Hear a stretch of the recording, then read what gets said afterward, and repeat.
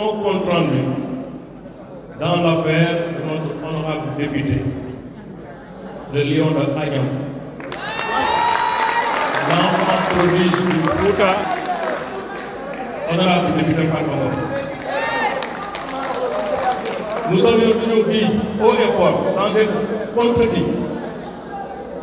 que son dossier procède d'une commande politique.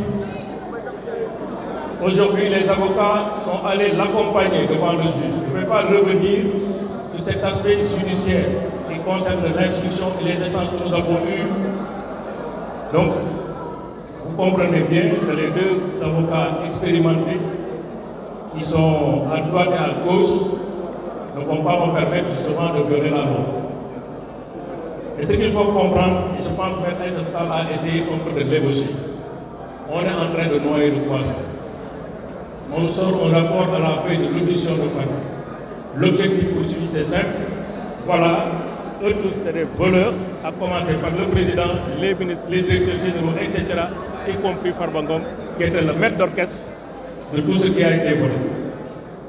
Mais cette affaire ne commence pas aujourd'hui.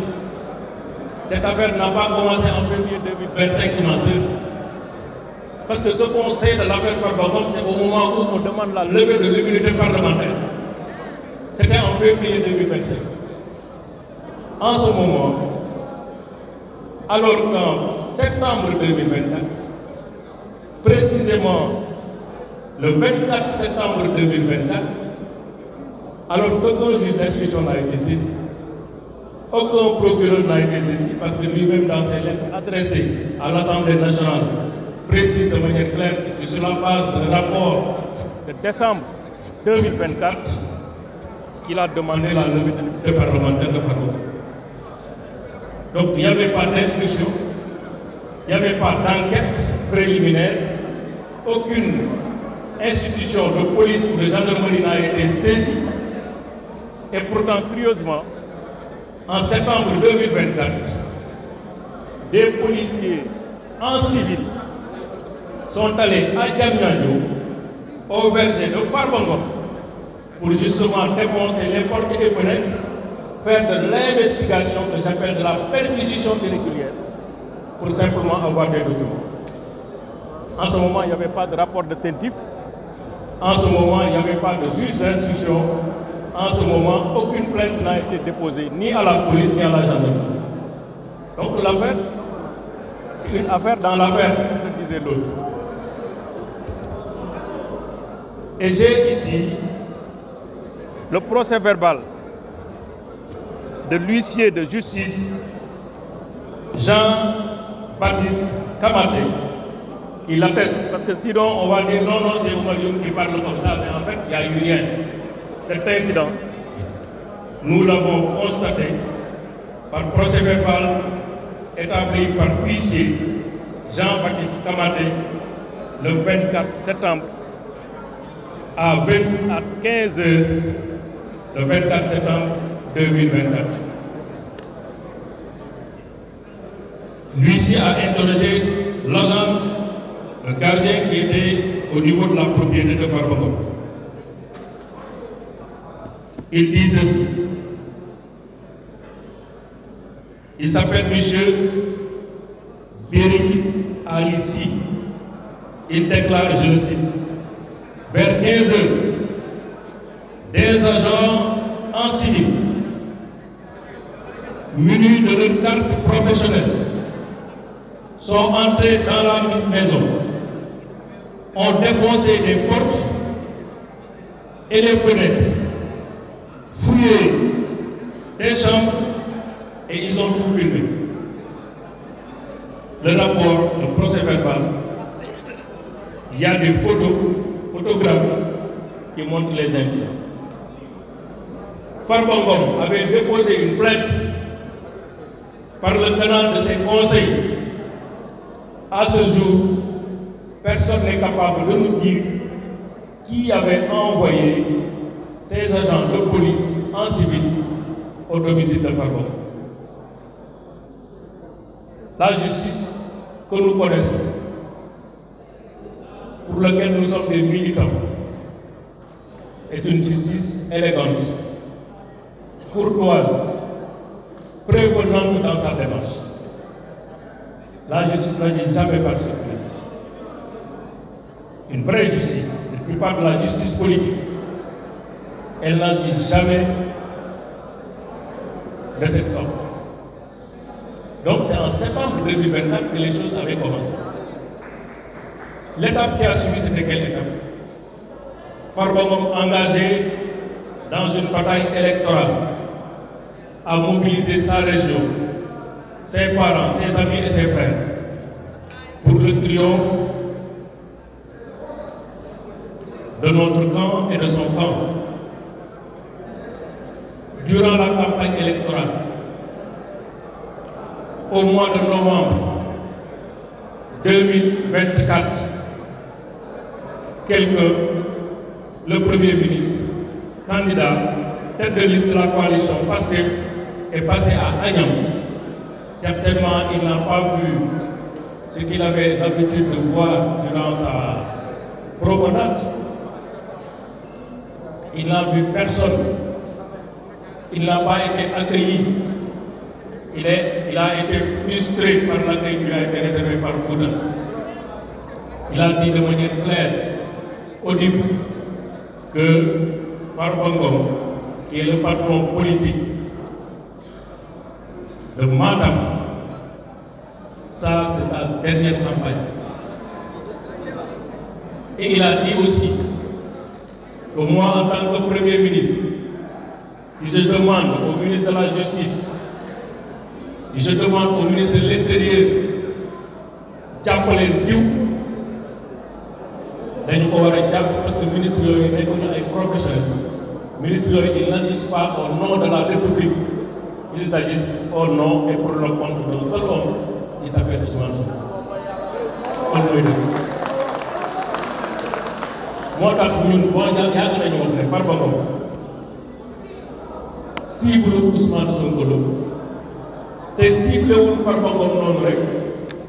xam na diggante Farba Ngom ak président Macky Sall xam na cofeel bi am seen diggante soo mënul jot ci président Macky Sall da ngay jéem a xool lu koy métti jaar ci Farba Ngom bi nga xam ne boo ko laalee dafay mel ni laal nga Macky boo ko laalee laal nga parti bi laal nga APR boo ko laalee laal nga Sénégal boo ko laalee laal nga Fouta mu ne xaaral ma jàpp ne ko yàgg nañu wax aussi et ça on a dit haut et fort que jusqu'au moment où l'Assemblée nationale procédait à la levée de l'immunité parlementaire de Farba Ngom, Farba Ngom lui-même ne savait pas qu'est-ce qu'on lui reproche. L'Assemblée nationale elle-même qui a procédé à la levée de l'immunité parlementaire ne savait pas ce qu'on pouvait reprocher à Farba Ngom.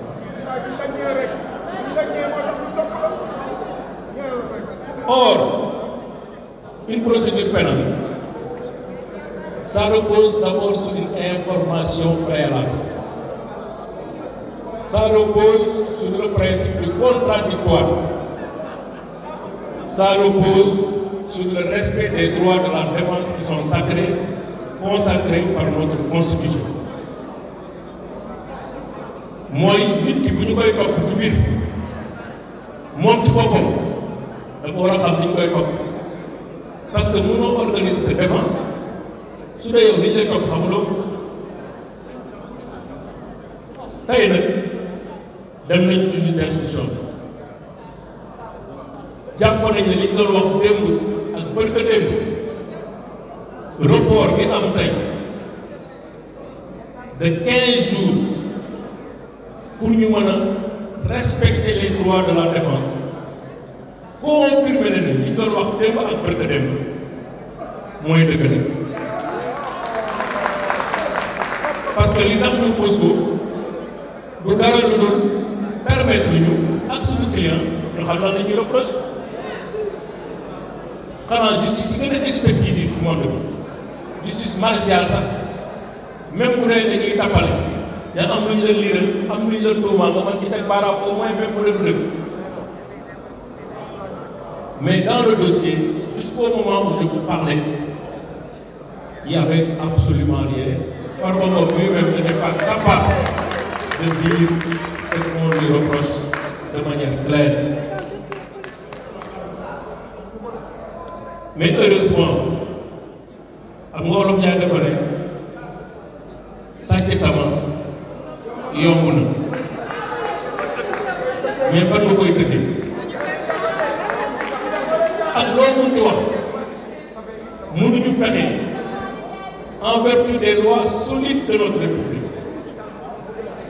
pertinentes du code de procédure pénale et du code pénal mënuñu fexe ba principe du contradictoire dañu ko respecté te nag justice moom kenn du ko jëw kenn dañuy teg ay dossiers yu leer ay borom xam-xam tiim ko ay borom xel tiim ko ba nga xam ne juge yi moom xam naa mën nga conditionné ñëpp mën nga dicter sa pouvoir yëpp mën nga sax demander parquet mu def loo xam ne ni waru ko def parce que ci dossier bii parquet def na loo xam ne waru ko def. Article 66 loi uniforme bi nga xam ne moom moo créé tout ce qui est blanchiment d'argent.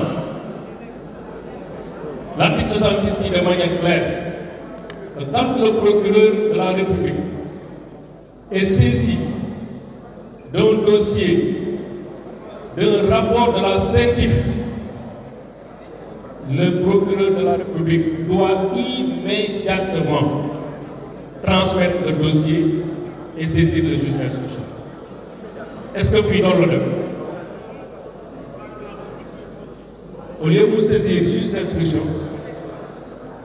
parce que loi uniforme boobu mayu la nga def leneen immédiatement ñëpp ku jàngul France sax xam nga mooy immédiatement mooy boo koy jot li nga ci war a def te loolu doog nga ci war a def mooy saisir le juge d'instruction mais comme xam nañ ne dossier bu demee ci juge d'instruction juge boobu c'est un juge indépendant kenn mënu ko sanctionner kenn mënu ko wax lii ngay def par force bu demoon si moom balaa muy def levée d'immunité parlementaire wala bu koy demander dafay saisir soit par délégation judiciaire police wala gendarmerie enquête ko ba pare loolu mooy li yoon loolu mooy li yenu maanaam mais ñoom moom bëgg nañ gaawal humilier Farba toroxal ko boole ko ci ndëpp bi nga xam moom la ñuy def ku yëngatu rek ñu ne la sàcc ku yëngatu ñu ne la yaa defoon lii ku yëngatu ñu ne la defoon wuy ji police ak dëkk loolu la ñu bëgg a def Farba mais nag yéene nañ la borom na sa fan.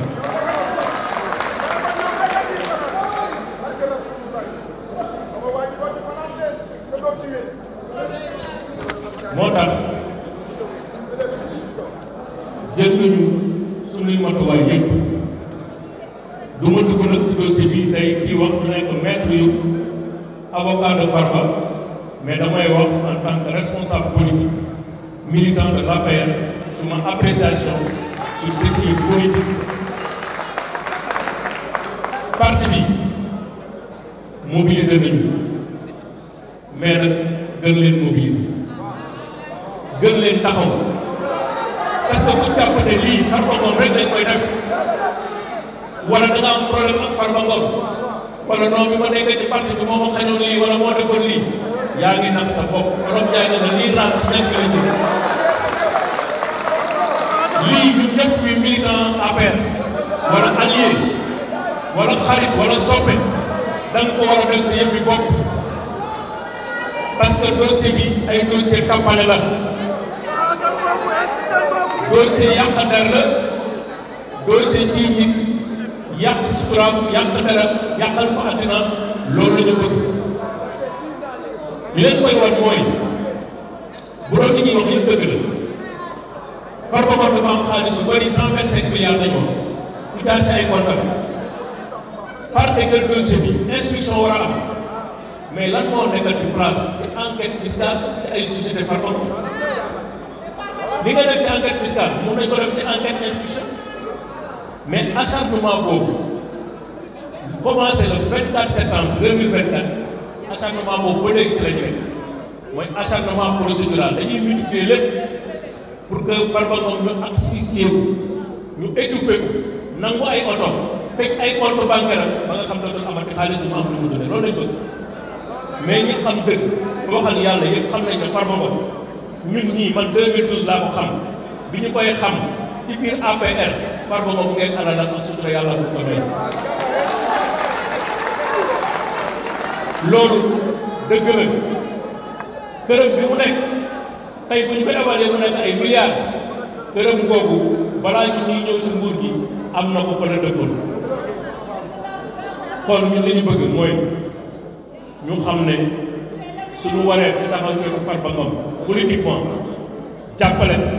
nekk bouclier arme def li ñu war a def ba ñëpp xam ne lii ñu ko bëgg a defal Sénégal ak boru Sénégal yi ñu ko accepté loolu mooy mission bi nga xam ne parti bi ak allié parti bi ak képp kuy bëgg président de la République bëgg Macky Sall moom nga war a taxawee.